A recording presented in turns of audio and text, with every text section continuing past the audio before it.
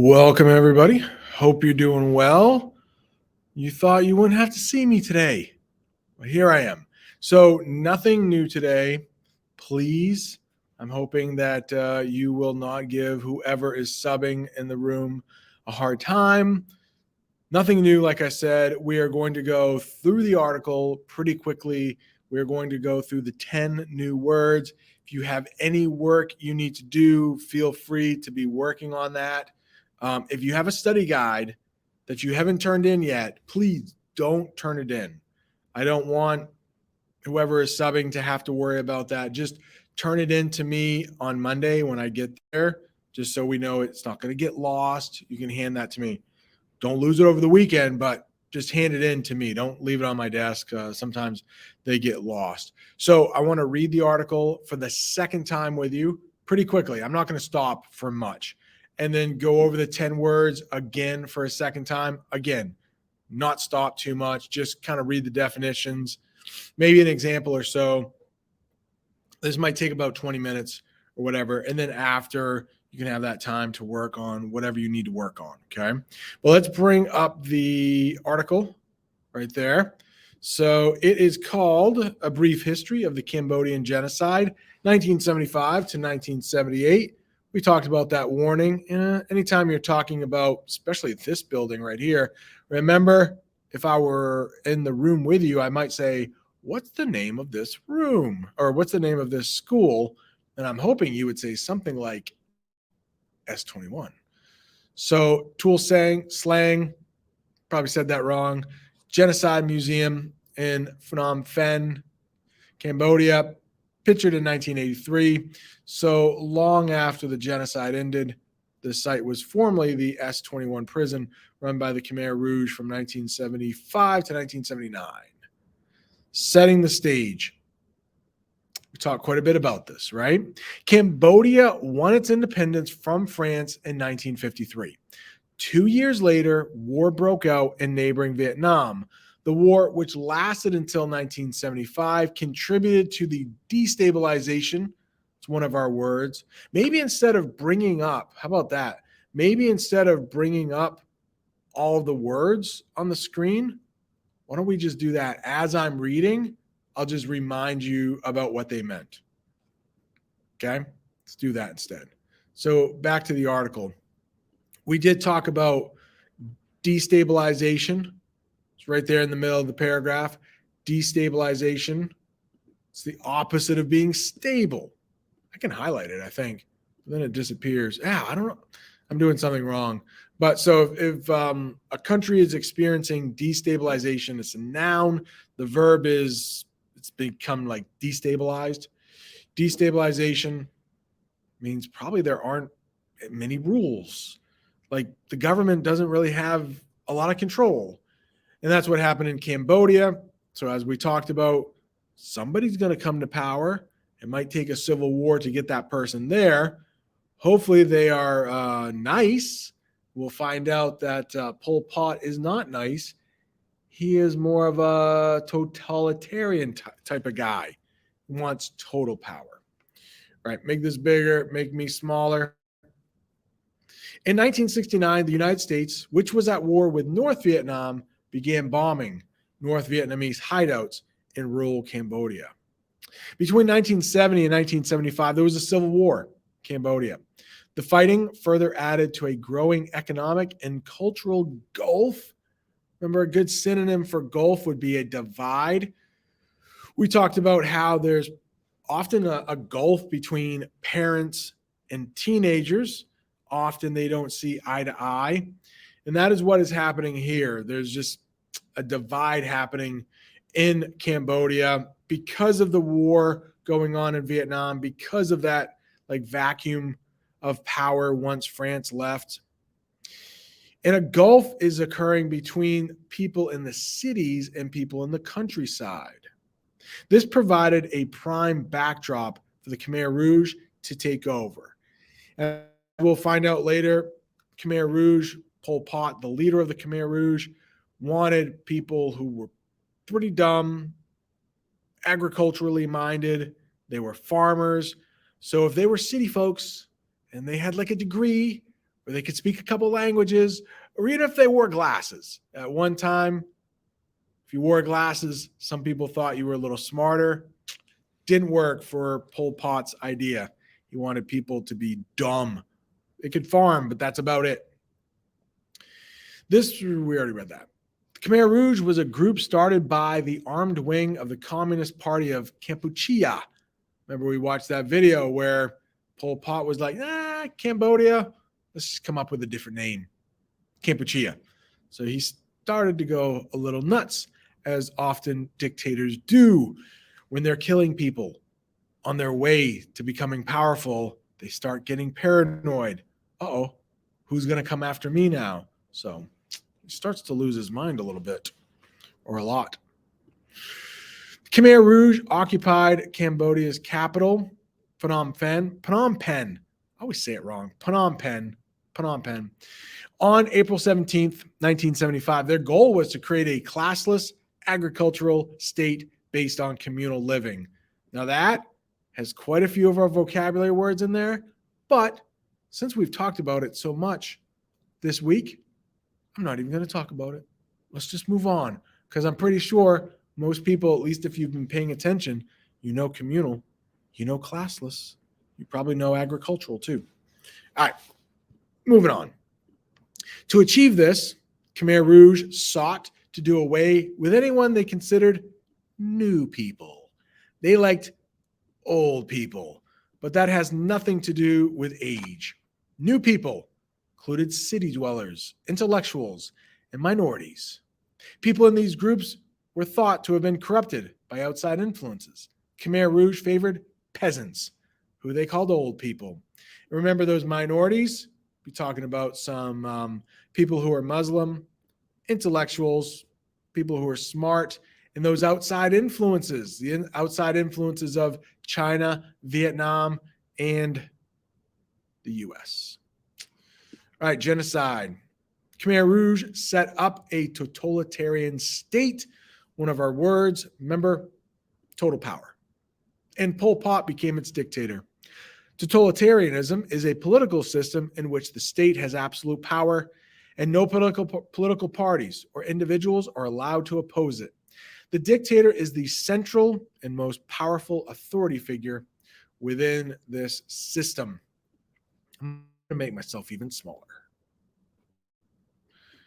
Next part here. The Khmer Rouge believed that citizens of Cambodia had been corrupted by outside influences, especially Vietnam and the capitalist West. Within days of taking power, the regime killed thousands of soldiers and forcibly moved millions of people out of the cities. Anyone who refused to leave or was too slow was killed. Citizens were forced into what they called re-education schools, which were essentially places of state propaganda. Citizens were instructed on what they were supposed to think and believe in order to further the Khmer Rouge's agenda. The regime forced families to live together with other people in order to destroy the family structure. If I were in the room, I would ask you, why? How is that related to a topic we just covered a couple weeks ago with Harriet Tubman? Slavery. Why would someone in power want to try to destroy the family dynamic? And I'm hoping you would say something like, well, to create more power for themselves. To destroy that family dynamic means that, blood is thicker than water. People usually stand up for family members. If you don't have any family members, you'll look somewhere else for like comfort. The government wanted them to look to the government for comfort. Slave owners, they destabilize families, tear them apart. That would give them more power. All right, make myself really small here. Let's get into some of those minorities they were talking about. Ethnic minorities were targeted by the Khmer Rouge, especially Chinese, Vietnamese, and Muslim Cham, of whom an estimated 80% were killed. This hopefully is new. Not new. We've talked about the Cham. So they are Muslim living in a Buddhist society, but that doesn't even matter because the communists, the Khmer Rouge, didn't want any kind of religion either. If you had religion, You might look to another power. You might look to your God. They wanted only for citizens to be looking like Pol Pot. That's their God. That's the person they answer to. Continue on. I guess almost done here. Picture, take a look. I can't make it. I can make it a little bigger. Yeah, I can. Okay. You can see this poor woman. And I think it's a woman. This poor person in the center of the picture right there. I mean, I see a lot of fear in that person's eyes. You can imagine like the government is telling you, get out. You're going to a new school to be re-educated. Looks like there's a soldier making sure people are leaving. Not sure what these people are doing, but must have been some pretty frightening times. The night before the Khmer Rouge invaded Phnom Penh, Cambodia, thousands of people moved away from fighting into the northern part of town on April 16th, 1975. In addition, anyone who was believed to be an intellectual was killed. Doctors, lawyers, teachers, people who spoke more than one language, and even people who wore glasses became targets. That's the bedrock of any good society, right? Get all the people who are dumb. It's not really going to create a good society there, right? You're not going to grow very much. All right, make myself smaller. Listen to some of these things that citizens could be arrested for. Citizens could be arrested for the slightest offenses. And the government set up vast, another one of our words, really big, prisons where people were held, tortured, and executed. The most dreaded of these prisons was known as S21, and it was located in the capital city of Phnom Penh. Accused traitors and their families were brought here, photographed, tortured, and killed. Of the roughly 17,000 men, women, and children who were brought to S21, there were only about a dozen survivors. There were mass graves throughout the country, areas that became known as the killing fields. Another one of our words. I guess if somebody asked you, hey, what are the killing fields? Those are specific to the Cambodian genocide, and that is where bodies were buried. Lots and lots of bodies. Too many for like individual coffins, mass graves, killing fields. Very unfortunate. All right, let's get this off my face. Make this smaller. More reading. I think this is the last part, right? Yeah. End of the Khmer Rouge. Well, how did that happen? Look at this. Remember Pol Pot? He was a little worried about Vietnam, and he had good reason to be worried. On December 25th, 1978, Vietnam invaded Cambodia. The Khmer Rouge government was overthrown by the Vietnamese army. Vietnamese troops stayed in the country until 1989, with armed clashes between Vietnamese troops and Cambodian citizens continuing throughout the 1980s. Yet, Khmer Rouge did not disappear until much later. Continued to hold Cambodia's seat at the United Nations until 1993. Yeah, in that video we watched, there was so much information in that. But kind of early on, I'll mention Caleb. Thanks for pointing that out. It's like China and the United States were helping out Pol Pot. Like they didn't want to get, and you don't really see for much of this time that China and the United States is agreeing on much, but they wanted Pol Pot in power. If I were there, I would wonder like, why? And what I want to teach you is this term, the devil that you don't know is sometimes worse than the devil that you do. So people knew what they were getting with Pol Pot. And the last time that a power like France pulled out of Cambodia, you had disruption, you had destabilization, you had just a vacuum of power and somebody filling that. So sometimes governments will keep in, let's look at what's going on right now with Russia, right? Putin, I think most people can agree, not a great guy, but getting rid of him, even if you can, would bring about a whole bunch of new problems. Okay, who is this person? Are they going to be a puppet of the United States? China's probably not going to like that if that's the case. So sometimes just dealing with the devil you know is better than dealing with the devil you don't. So that's why some horrible people can be in power for so long and nobody's getting rid of them. So I can only assume. I haven't really done a lot of research on why the United States and China wanted Pol Pot in there. I mean, the mass killings did stop in 78, 79. But yeah, and as we said, it's not in the article here, but he never goes to trial. He dies of old age, 72. All right, last little bit here. I almost forgot to bring it up. That would be embarrassing just to see my face. On October 23rd, 1991, the Comprehensive Cambodian Peace Agreement, commonly referred to as the Paris Peace Accords, was signed with the help of the United Nations. It ended the 12-year civil war in Cambodia. In May 1993, the first free elections in more than 20 years were held.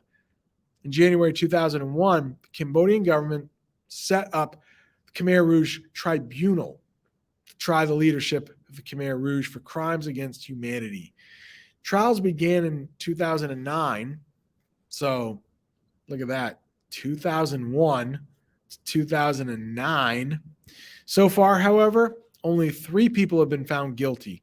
There's that word again, vast majority of those responsible for the killings and other crimes have suffered no consequences for their actions. All right, that is our article. Hopefully, I've tried to convey the message that Cambodia has a horrible past. Today, they're in pretty good shape. Beautiful country. They have that beautiful temple, Angkor Wat. A lot of people will visit it. Not one of the 7 wonders of the modern world, though. I think it could be, but it's not listed. All right.